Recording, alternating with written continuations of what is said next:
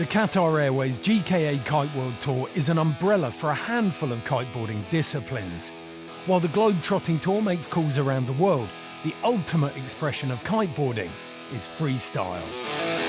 It uses twin-tip boards and the kite's power to accelerate the rider.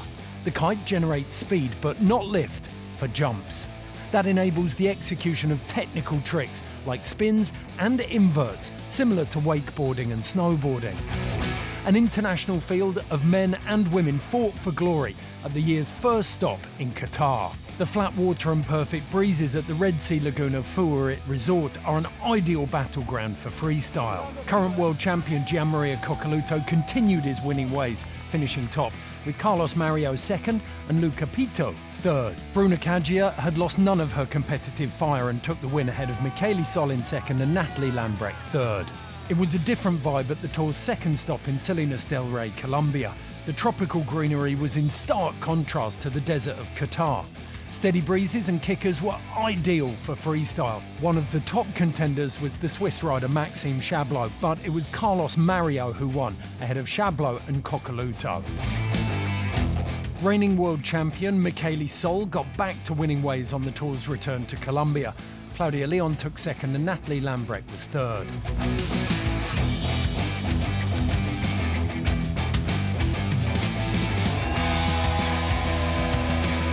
For the tour's third stop, it was all change again. Next up, it was the northern French port of Dunkirk on the North Sea. After promising opening heats, the stage was set for a showdown in a four-way final, but the wind didn't show up and it ended in a tie, with Gianmaria Coccoluto, Maxime Chablot, Carlos Mario and Arthur Gilbert sharing equal points. The female freestylers showed their athleticism with powerful tricks as they fought their way up the ladder. The young athletes were pushing the boundaries of the sport, even in the chilly North Sea.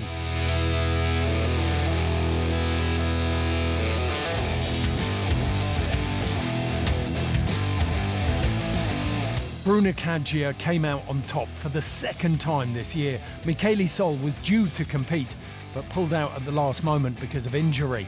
Claudia Leon took the second spot, with Francesca Bagnoli in third.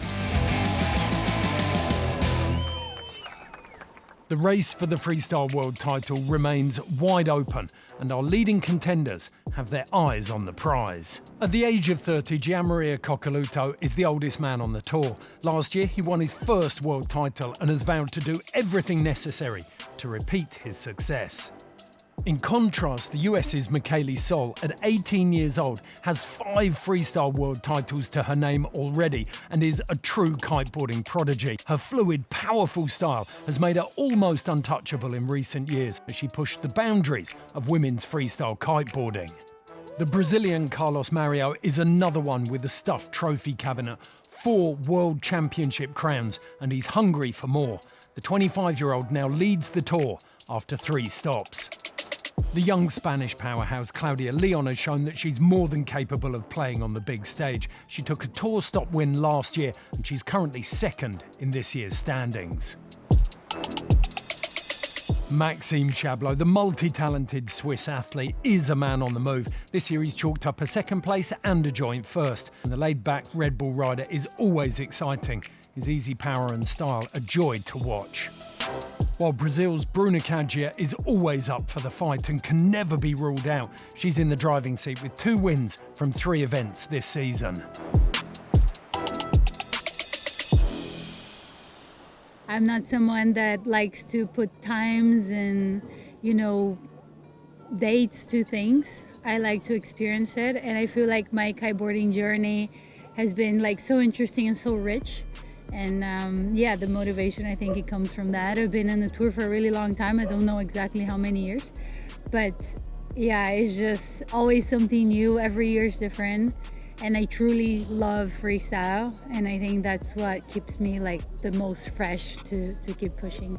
Just being with the right people around me, the right partners, and business opportunities that click with me and who I am. I think I was maturing into understanding what fits me better, and then everything flows. And it's really hard to give the credit to a one thing that happened, But the biggest thing that changed for me in my confidence in the water that I think you can see now competing is just having the gear that kind of fits me the best at the moment. To non-kite surfers, a simple question is that I'm go in the water and I perform tricks, you know, for points, and I compete and I express myself through them.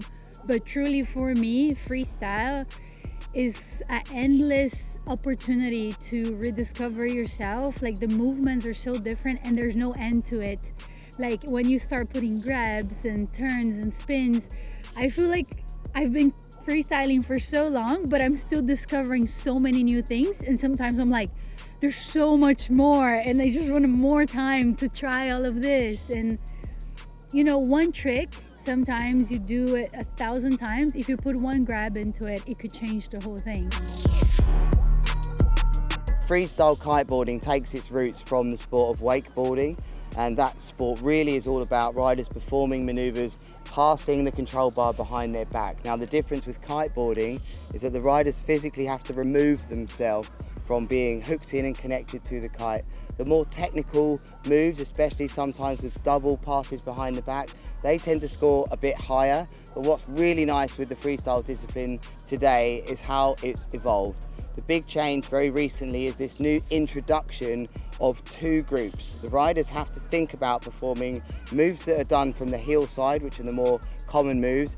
They must also now perform moves from the other variety. I feel like freestyle has been evolving so much and is constantly changing, so I don't believe anything is stagnant, you know. And as for now, we're in a very new age of freestyle with a new format, people doing more toe side tricks, combos, etc., double half cabs, inverted tricks. I really like the new changes because I think he adds variety to the sport, and as I said, for me freestyle has so many options, so many grabs, different tricks, and I think this just gives a better opportunity for different things to be shown.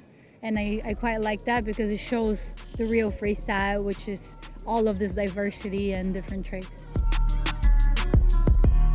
I feel like freestyle went through a lot of phases where at the beginning we used to have like just heats of 7 minutes where everyone's doing like quite a lot. So it was about like also having a lot of stamina and doing as many tricks as possible. Not so much about the quality of the tricks, but the quantity and technicality. And I kind of feel like now we're in a very sweet spot, and I love that about it. It's like about technicality, but power and also style. And I think that's what makes freestyle the most beautiful for me specifically. I love that, and I think more and more you see more of each rider's personal style mixed with the discipline.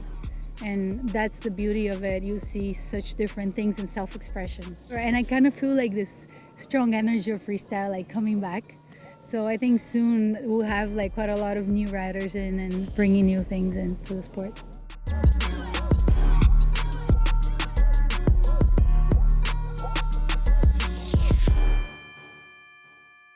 I think people have a very different image about what it's like to be a professional athlete. You know, I think people think, oh yeah, you get like a huge salary, you can go wherever you want, like you can just do whatever you want, like it's just you have the dream life. But I don't think a lot of people understand that, you know, like you're going someplace to compete or train or do whatever you're doing.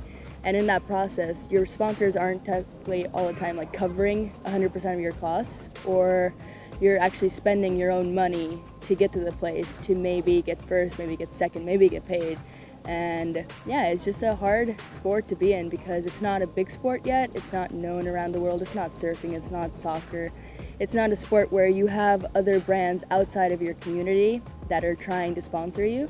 So you're really reliant on like the brands, the kite brands and wetsuit brands or whatever you're sponsored by. You're living, I would say, my mom says it's like you're living the life of a rich person, but you're not rich. At the moment, I think it's just more, people need to like know the sport more, and more brands from outside of kiting need to invest in the sport, in the riders, in the community itself, because at the moment I think it's really just a small world. It's like a bubble, you know, it's like a small world that you're living in, and no one else around you knows what it's like to be you, but everyone wants to be you in a way.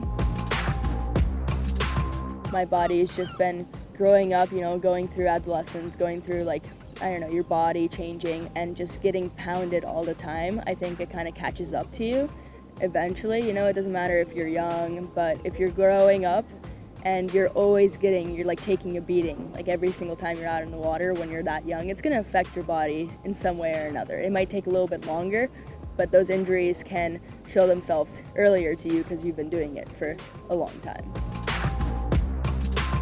I didn't expect going into the big air and being like, okay, yeah, I want to win this, you know. I was like, meh, I'll do it, why not? And then I went and I ended up winning, and then the brands are like, you won, you're really good, tough luck, you gotta do it. You know, you can't be world champion and then not show up the next year. So the better you are at things, the more responsibilities you have and the more you're pushed.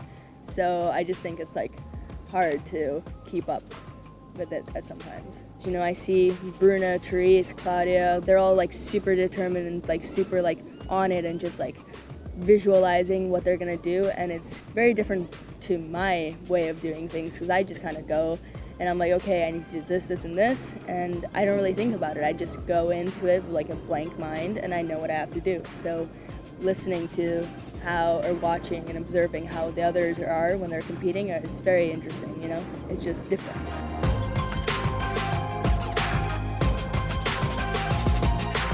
What's changed really from last year to this year is that it's not just the same moves that we're seeing all the time. The riders are even now exploring what they feel will score higher. It really is becoming a bit more unique, and the riders showing their own styles and their signature moves. So that for me, just as watching, just makes it way more entertaining.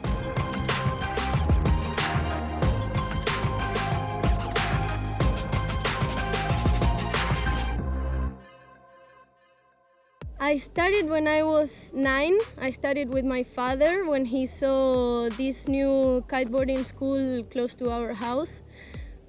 We decided to start together, and as I was a very little kid, he stopped kiting for him and he started helping me in the water. He's such a special person. He's the one that has helped me a lot when I was starting with this journey. Well, I've been competing since I was 11. It's a very special sport for me. It keeps me connected to nature. When I'm out there, I feel so free and connected to myself also. And it's like a drug. I've started working with my psychologist like 3 years ago, I think. Yeah, now I feel super strong mentally and physically, and I just want to keep working on it. Wow, the level for the women kiteboarding now is pushing so hard and so fast. It's amazing to see all the riders like Natalie, Bruna, everybody pushing their limits on, I don't know, toe side tricks or combos or whatever. For me, recovery is really important also. Out of the water, I usually spend like almost a week after a comp with no kiting, and that's the most difficult time for me to recover because you're just back from a competition and you want to keep training and keep pushing, but maybe those emotions are too much for me and it's risky to go into the water, so I try to rest. Now with this new change, with the variation, it's really exciting. It's exactly where freestyle needs to be right now, and it's brilliant freestyle. Riders are definitely showing off their unique styles and they're performing moves that you would never have seen them do in competition. They wouldn't have scored so well, but now we're seeing tricks from riders that we didn't actually know they were capable of doing, ones that they did for fun or that they really enjoyed. Definitely the way that they grab the boards is very unique to each rider, so we're seeing them be as creative as possible, and actually I like to think of it like they really are artists now on the water.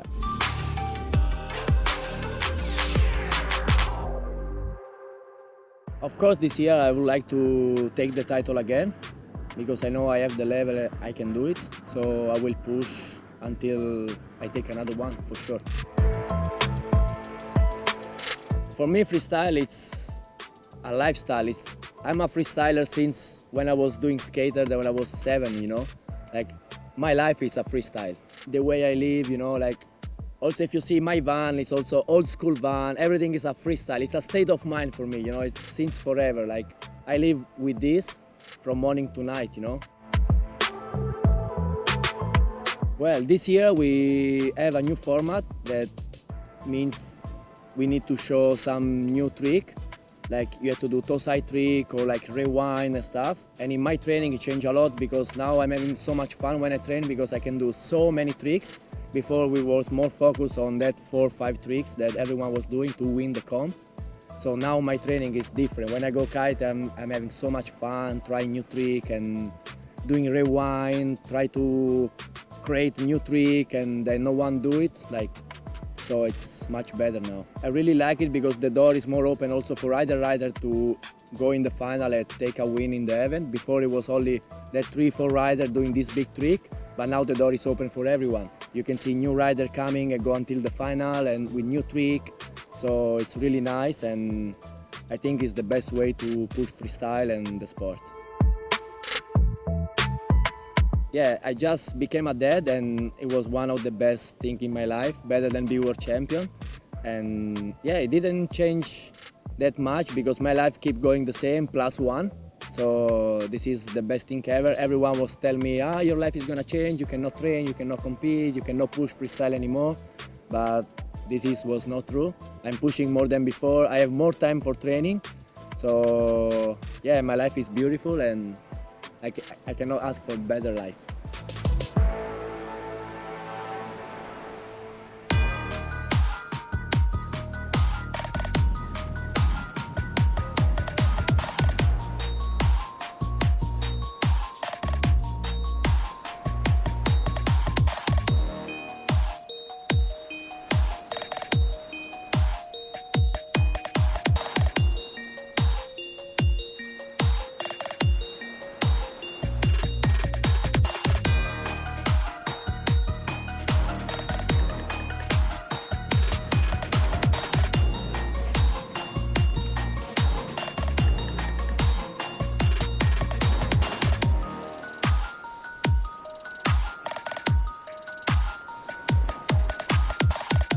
I started off the season on the back foot because I had to miss out on Qatar, but that's just how it is. And this year we have more than 4 events, so we're gonna have a discard, and I'm just discarding this event, and which means that now I just have to win the rest of the events, and I can still become world champ.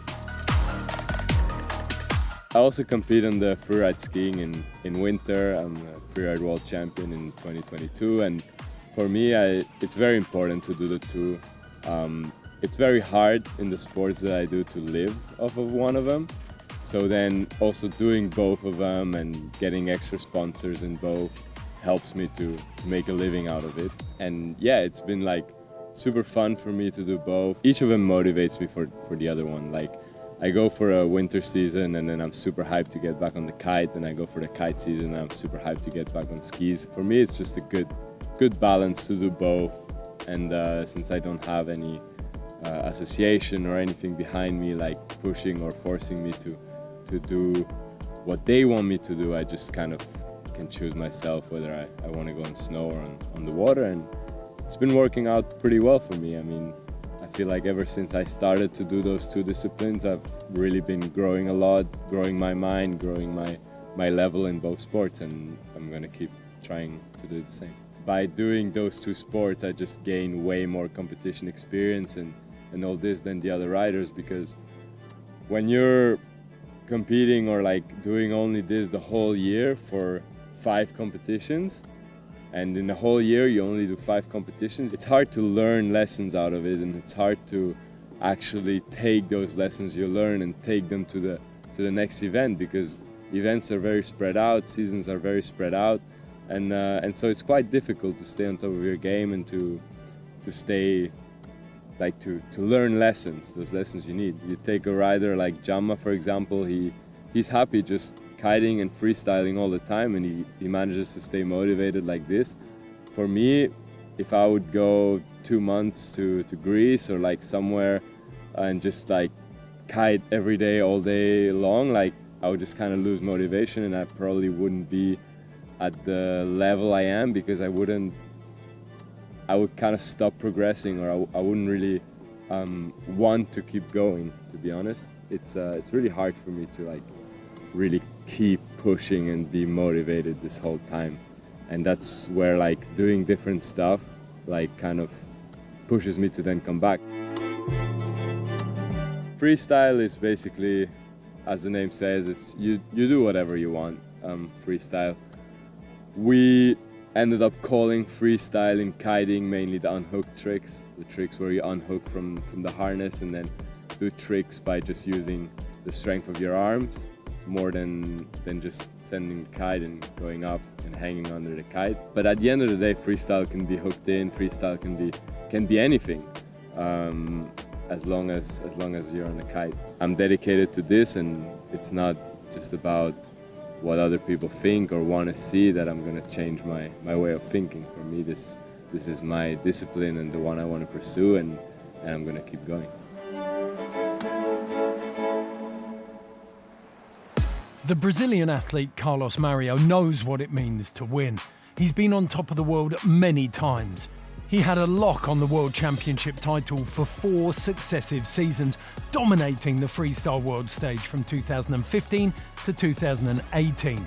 It's been a few years since he held the top spot. He managed a 5th and 2 third spots overall in recent years. In the opening round in Qatar at Fuarik Kite Beach, he showed he was able to adapt to the new freestyle format that encourages a greater variety of tricks. He opened his season with a 2nd to show he meant business in 2023, falling only to world champion Coccoluto by a small margin.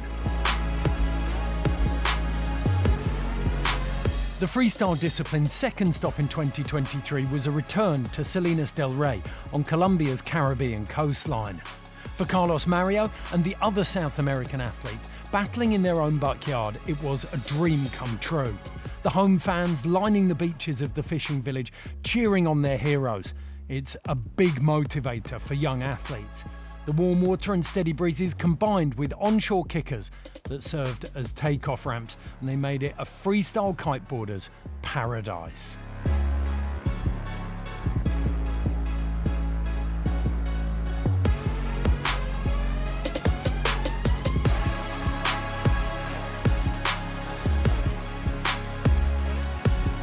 Carlos Mario clearly loved the vibe and the conditions, which are right up his street. They don't quite match those of his home spot of Kite in northeastern Brazil, but he adapted his powerful and controlled style perfectly.